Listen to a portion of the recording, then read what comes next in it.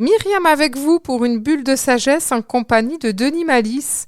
Denis Malice, l'auteur du livre Méditation ou la simplicité de l'être. Denis Malice, enseignant de yoga, également qui nous transmet la méditation et le dharma aux alentours de Perpignan, dans cette belle région catalane autour de Perpignan. Alors Denis, bonjour.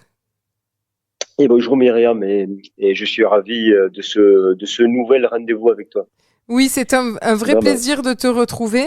Eh bien, notre dernière émission a eu un tel succès que, comme je te l'avais proposé en fin d'émission, l'idée nous est venue de proposer un rendez-vous régulier, un rendez-vous mensuel, et qui va s'appeler l'inspiration du moment de Zampo.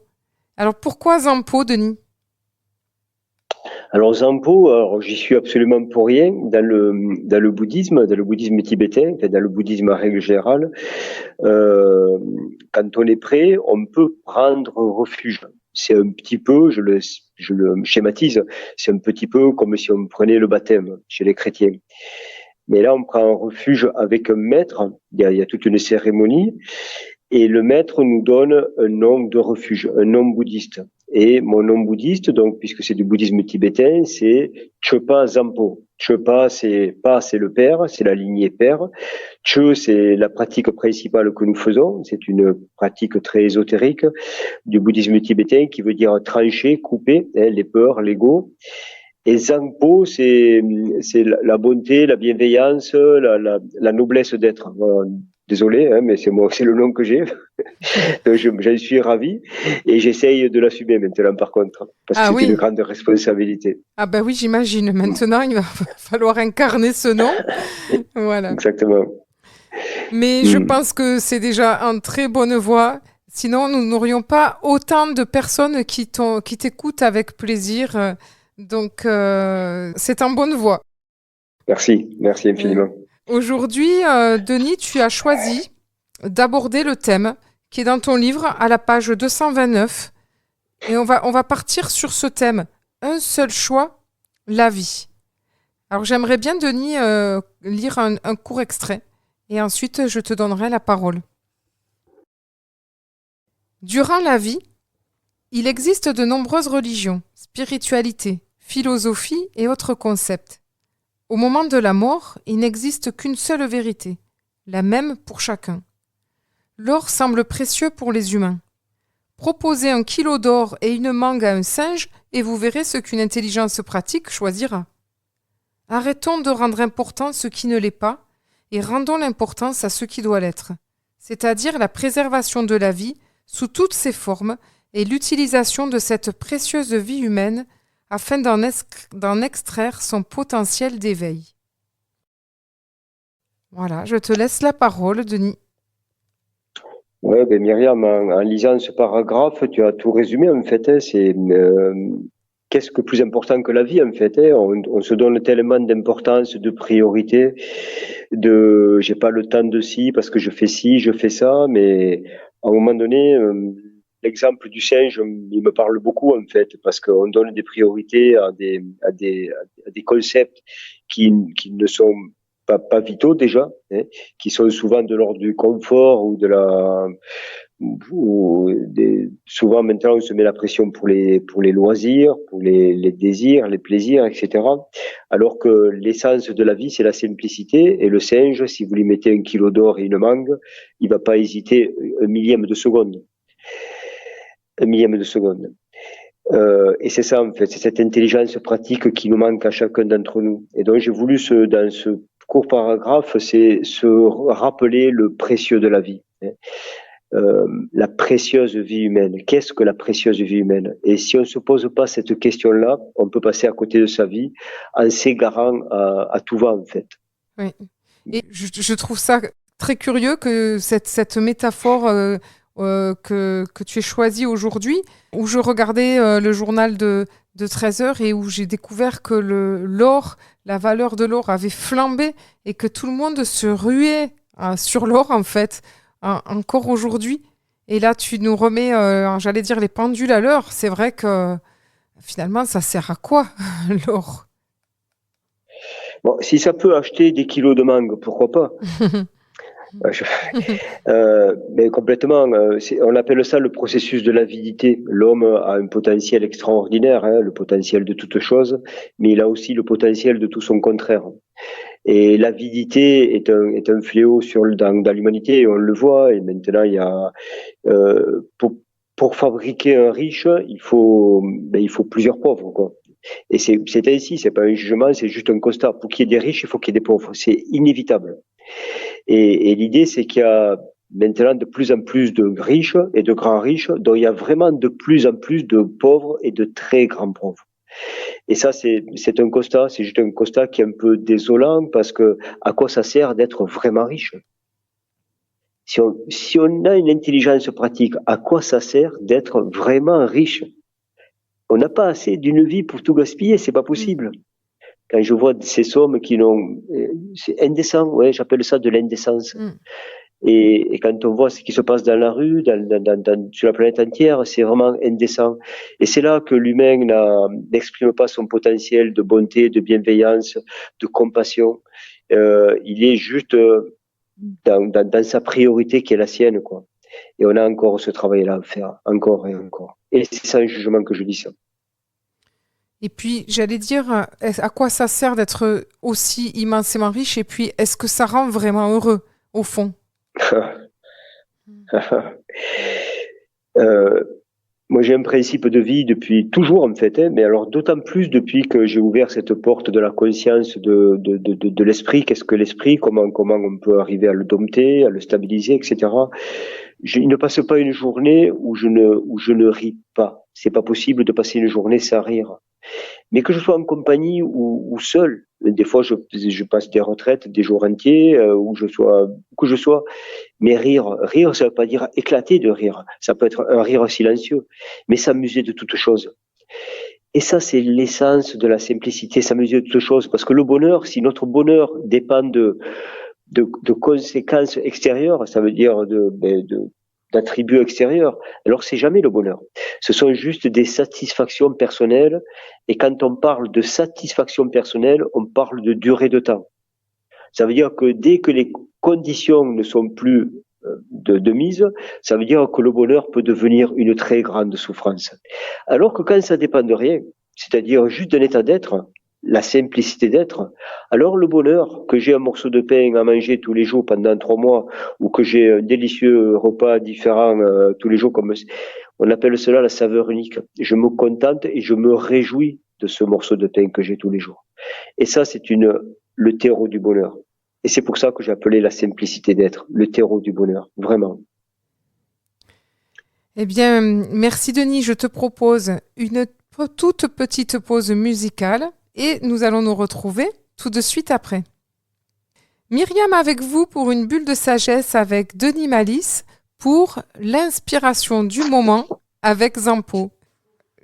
Alors Denis, nous sommes aujourd'hui en train d'explorer à partir de la page 229 de ton livre Méditation, la simplicité d'être, le thème Un seul choix, la vie. Et tout à l'heure, tu nous parlais justement de cette simplicité d'être qui nous rend heureux et qui fait le bonheur. Alors j'aimerais rebondir, continuer un petit extrait, celui qui suivait le passage que j'ai lu tout à l'heure. Suivre les histoires du passé est le terreau de la dépression. Se préoccuper du futur est le terreau de l'anxiété. S'installer dans le présent, dans la conscience de l'expérience du moment, est une parfaite graine fertile pour son futur et en même temps un délicieux fruit à consommer issu de sa propre récolte. La substance pour une vie réussie est la simplicité, antidote à la dualité. Donc j'aimerais bien, Denis, que tu nous donnes une astuce, quelque chose, comment on fait pour s'installer, comme tu l'as dit, dans l'instant présent. L'instant présent, c'est très intéressant parce qu'en fait, on cherche beaucoup de solutions Et en fait, la solution, c'est dans le ne rien faire, en fait. Mais ne rien faire, ça veut pas dire être complètement passif. Ne rien faire, ça veut dire ne rien produire d'inutile. Et nous, quand je parle de l'anxiété du futur ou les histoires du passé, le terreau de la dépression, c'est que de nos deux principaux atouts en tant qu'être humain, nos deux principales vertus que les autres principes vivants n'ont pas, c'est la mémoire du passé et la projection du futur. Et ça, c'est extraordinaire. L'humain s'est développé, a évolué, et on le voit, le monde moderne, de telle manière, il a évolué. Grâce à cela, grâce à une clé USB qui est complètement remplie, et grâce à une capacité d'imaginer, de visualiser demain. Et ça, c'est extraordinaire. Mais qu'est-ce qu'on en fait dans notre quotidien? Qu'est-ce qu'on en fait dans notre quotidien? Et c'est là que c'est dommage de devoir souffrir à cause de nos deux plus grandes qualités. De nos deux plus grandes qualités, nous en font nos deux plus grands problèmes, c'est-à-dire la mémoire du passé, notre clé USB en fait, et notre capacité d'imaginer demain et le futur. Et c'est ce qui fait la souffrance des êtres, en fait. Parce que si on enlève ces deux possibilités, alors bien sûr, il ne se passera pas grand-chose dans notre vie, mais c'est sûr qu'on va atténuer complètement la dépression. Il n'y aura plus de dépression, ça c'est clair. Si on enlève la mémoire du passé et la projection du futur. Mais en même temps, on enlèvera toute la capacité de l'humain à pouvoir grandir, s'améliorer, se transformer et évoluer. Et grâce à cela. Il faut se rappeler que tout ce que nous construisons dans notre pensée, tout est une histoire de données enregistrées en nous. On ne va pas parler de quelque chose qui n'est pas arrivé à nous encore, qu'on ne connaît pas. Il y a forcément une base de données qui s'ouvre, un dossier qui s'ouvre, et je peux déployer cette base de données. Et tout ça, c'est notre potentiel. Et cette base de données, tous les jours, elle s'enrichit. Par contre, comme un ordinateur, mais je crois que j'en parlais la dernière fois, tout comme un ordinateur, on remplit les dossiers, et à un moment donné, l'ordinateur va dire stop, il y a plus de place. Plus de place. Et ça, c'est là. Et là, nous, quand c'est trop, il n'y a plus de place, il n'y a plus rien qui peut rentrer. Et là, c'est là qu'on parle de burn-out, que l'on parle de différentes choses. Et de temps en temps, et c'est ce que nous fait faire le yoga, le dharma, c'est pas tellement acquérir plus de connaissances, c'est vider la poubelle. La vider complètement. Vider les vieux dossiers qui ne nous servent plus. Ça, c'est incontournable dans la vie spirituelle. Tout processus de transformation passe par recréer de l'espace. Et si je vide pas la poubelle, si je vide pas toutes ces scories, on appelle ça en yoga, ben la place, tout ce que je vais rentrer va être empoisonné en fait. Alors justement, le dharma, tu souhaitais aborder ce thème aussi dans cette émission. Donc voilà, tu viens de l'aborder un petit peu. Donc le dharma, c'est ça en fait, c'est nettoyer son esprit. Alors le dharma, c'est pas ça. Le dharma, la définition du dharma, si on veut avoir une définition très claire comme ça, très essentielle, ça veut dire phénomène dharma. Les phénomènes, c'est quoi? C'est ceux qui nous entourent en permanence. Il y a les phénomènes extérieurs. Toi, en ce moment, tu fais partie de mon phénomène extérieur du moment, et moi, je suis ton phénomène extérieur du moment. Et après, il y a les phénomènes intérieurs, tout ce qui se passe à l'intérieur de soi, les émotions, les pensées, etc. Et le dharma, c'est l'étude des phénomènes. Donc, ça veut dire que c'est l'étude de l'esprit. Comment fonctionne l'esprit? Et l'idée, quand on est dans le dharma, et peu importe quel dharma, c'est pas forcément bouddhiste, et quand on est dans l'étude de l'esprit, on va étudier les phénomènes. La compréhension des phénomènes extérieurs, d'où la compréhension de l'interdépendance, de l'impermanence, etc. Et la compréhension de la subtilité de l'esprit, comment il se manifeste, avec tout son processus de sensation, d'émotion, de concept, de perception, etc. Et ça, c'est le dharma. C'est une certaine observation finalement de soi. Ah, c'est une analyse profonde, mais c'est pas une analyse que intellectuelle. Hein. C'est une analyse, c'est une introspection vraiment profonde, avec une introspection donc méditative quelque part, mais pas que intellectuelle, parce que l'intellect, lui, il va remettre en question en permanence, il va re-questionner en permanence. Et à un moment donné, il faut savoir l'assagir, l'intellect. Autrement, nous sommes que des philosophes. Alors le philosophe, il a toute sa place, il est nécessaire. Mais à un moment donné, si nous sommes que philosophes, qu'avoir une base de données qui s'enrichit, ça servira pas grand-chose si ce n'est qu'être un grand potentiel de savoir. Par contre, après, l'intégrer en soi, intégrer ces connaissances en soi et les manifester autour de soi, ça c'est une autre étape. Oui. Et là, elle est bien faite de la pratique. Oui, donc en fait, la méditation, selon l'enseignement que tu as reçu, c'est ça, c'est un travail d'introspection qui permet de comprendre comment on fonctionne pour ne plus en être victime, en fait, pour ne plus être, dominé par son passé, répéter un passé et pouvoir le nettoyer et accueillir ce qui vient dans l'instant. Est-ce que c'est ça? Oui, moi j'appelle cela, c'est ça, c'est exactement cela. Moi j'appelle cela ne plus être asservi par son mental. Si on imagine un paquebot, un bateau, au milieu de l'océan, il y a un paquebot, un capitaine, c'est lui qui tient la barre. Si le capitaine devait donner la barre à ses matelots, ce serait le chaos complet. Un voudrait à tribord, l'autre à bâbord, l'autre ci, et les matelots c'est les pensées. Le capitaine c'est l'esprit. Si l'esprit ne reprend pas la barre et ordonne à chaque matelot sa mission à faire, c'est le chaos sur le bateau. Par contre, si le capitaine tient la barre, et toi tu fais ça, toi tu fais ça, toi tu fais ça, c'est sûr et certain que la destination va être de fait, on va arriver à destination.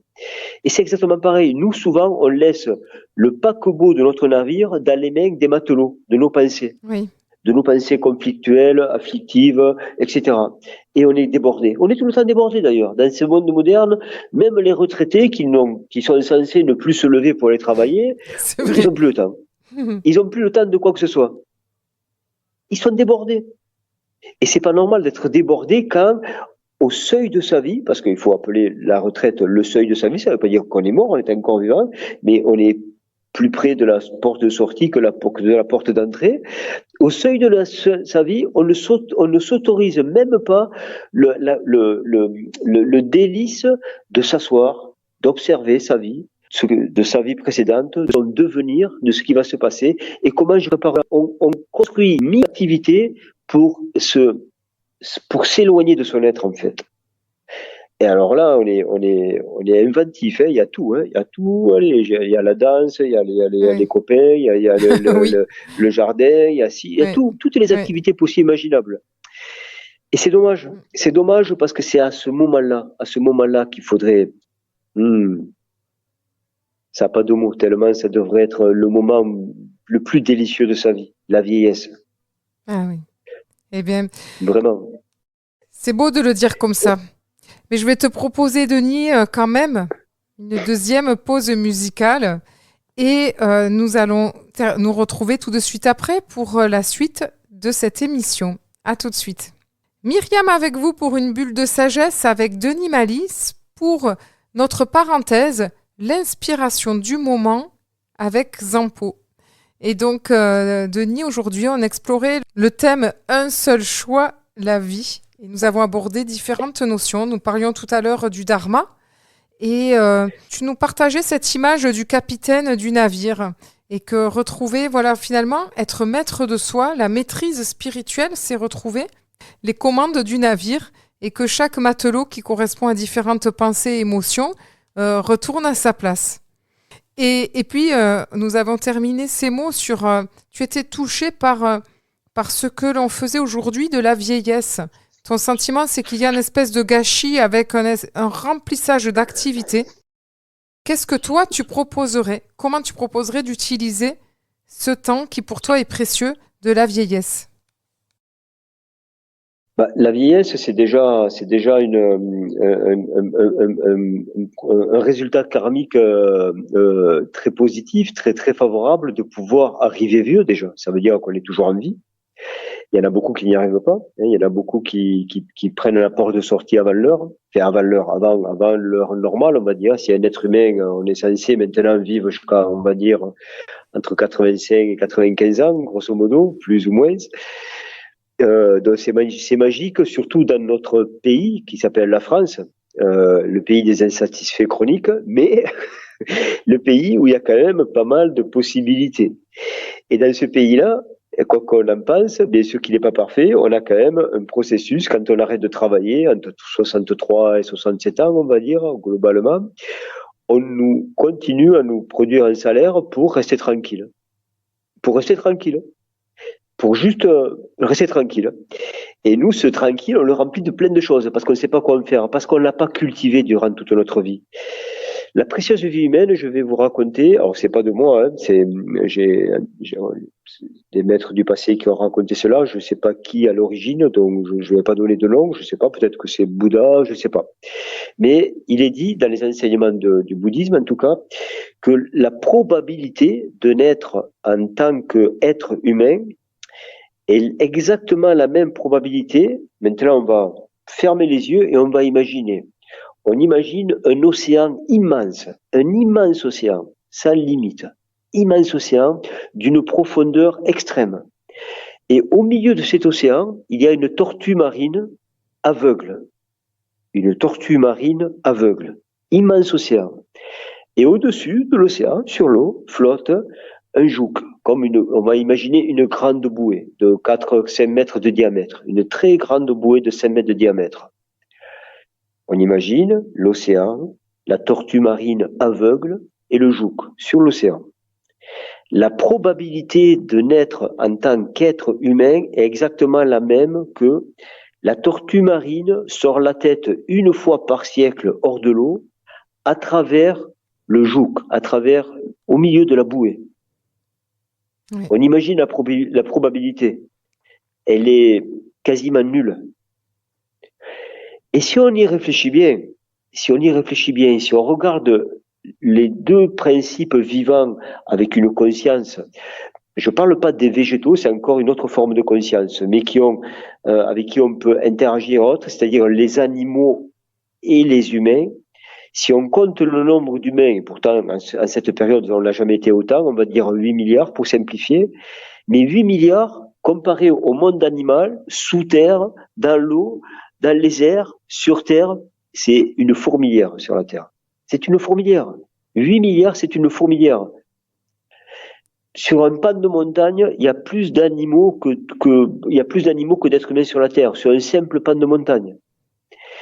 Et ça, c'est la richesse de naître en tant qu'être humain. Et en plus, dans la hiérarchie karmique des êtres humains, il y a ceux qui naissent comme nous. Même si on n'a pas des vies parfaites, même si on a connu des bobos de la vie, etc. Mais dans un pays où on a la possibilité de réfléchir, de s'exprimer, d'étudier, de manger, même si on n'a pas de travail, de se loger, même si on n'a pas d'argent etc. Ou bien il y en a qui sont nés au milieu des bombes depuis leur naissance, au cœur de l'Afrique centrale, sans eau, sans boisson, etc. Et nous sommes de ces 8 milliards, nous sommes une infinité plus petite encore d'êtres humains qui avons toute la précieuse vie humaine avec toutes les conditions favorables. Et qu'est-ce qui nous reste? On est insatisfait encore. On n'est pas content. On n'est pas content parce que, pour X raisons, parce que, voilà, cette année, l'augmentation de mon salaire, j'attendais 1,5% et j'ai eu que 0,8%. Tous les arguments d'insatisfaction, je les déploie en permanence. C'est juste pas normal. Nous sommes sur Terre avec une durée de vie. Le tic-tac, il ne s'arrête jamais. On a une date de péremption. Oui. On la connaît pas. D'ailleurs, demain ou dans 30 ans, je sais pas. Oui. Il faut arrêter tout cela. Il faut vraiment se reconnecter. C'est pour ça que pour cette première émission, un seul choix, la vie. Vivez pleinement, mais vivez noblement, vivez justement, vivez avec cohérence, vivez avec moralité, vivez avec éthique. Vivez joyeusement. Ne vous privez de rien, mais de pleinement. Et c'est un seul choix. Parce que nous, on a la capacité de pouvoir choisir notre vie. Il y en a qui l'ont pas. Oui. Et ça, c'est important. Et oui, et comme on parlait de la vieillesse, c'était d'ailleurs la suite de votre chapitre. Une seule issue incontournable, la mort. Et tu dis que la mort est précieuse, justement, elle donne du prix à la vie. Mais la mort, elle est précieuse. Tu sais, quand on est en scolarité, ou bien après quand on travaille, quelquefois, en scolarité, on prépare quoi? Un examen. C'est la chose la plus importante dans son... Ah bon, bien sûr, il y a les copains, il y a la famille. Quand on est jeune, on est nourri, on est logé, etc. Donc, il y a juste une préoccupation, c'est se préparer à l'examen.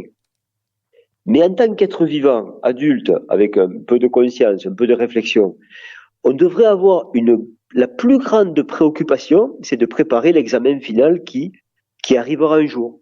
À la seule différence que les examens que j'ai passés dans mon boulot ou à l'école ou autre, j'avais une date et j'avais un programme. Là, j'ai pas de date et je sais pas comment. Mais il va arriver l'examen. Et c'est vraiment la priorité des priorités. Tout le reste devait rentrer en second plan, à vivre pleinement, mais en second plan.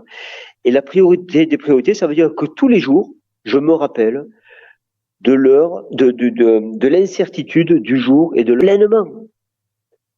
Mes élèves de yoga, de méditation, ils l'entendent, mais ils l'entendent dans l'année, ils doivent l'entendre, je sais pas, 1000 fois peut-être, ou 2000 fois, je sais pas. Je le répète à chaque cours. La posture que vous faites là, vivez-la pleinement. Ne soyez pas à 80%, surtout pas à 50%. Soyez à 100% dans la posture. Oui. Que vous touchez les pieds ou pas, on s'en fout, mais soyez à 100% de votre potentiel. Oui. Et la vie, soyez à 100% de votre potentiel pour vivre ce que vous avez à vivre. C'est important. Un seul choix, la vie. Un seul choix, la vie. Le reste, c'est du blabla. Le reste, c'est du bavardage, le reste. Alors, est-ce que ça serait justement l'inspiration du moment, l'inspiration du jour? Est-ce que tu aurais un proverbe ou une citation qui correspondrait à tout ce que tu viens de nous dire? Alors, il y a un film magnifique, alors là, c'est vraiment de l'inspiration immédiate. Un film qui existe, que beaucoup de personnes ont vu, surtout de nos âges, et Mange, prie, aime. Une belle histoire d'amour, Oui. assez spirituelle, très très jolie, très romantique. Et moi, j'allais dire, je vais changer un petit peu le titre, et je dirais Change, prie, aime. Change, prie, Change, aime. Parce qu'il faut changer notre processus. Là où c'est qu'on en est, tout est un processus de transformation. Prier, ça veut dire soit dans une forme de requête, d'aspiration pour toi. La prière, c'est une aspiration à évoluer, à devenir meilleur. Et mais aime pleinement. N'aime pas juste tes proches, tes enfants, tes amis. Aime la vie en règle générale. Change, prie, aime. Et le reste ne sera qu'un fruit. Un fruit délicieux. Eh bien, merci Denis. Belle conclusion pour cette première émission, l'inspiration du moment avec Zampo. Une inspiration pleine de passion. Et on te donne rendez-vous pour la prochaine inspiration très bientôt. Quant à moi, je vous dis rendez-vous la semaine prochaine pour une autre bulle de sagesse avec un autre invité, comme d'habitude.